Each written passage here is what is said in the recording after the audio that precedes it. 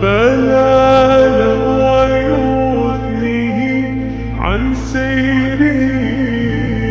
ولا جمع ذال انتهى الشهوات إذا ما ينادي مناد الفنا تراه لذاك يحث خطاه تراه لذاك يحث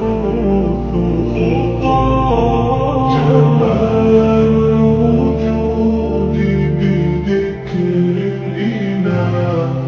وتصفو الحياة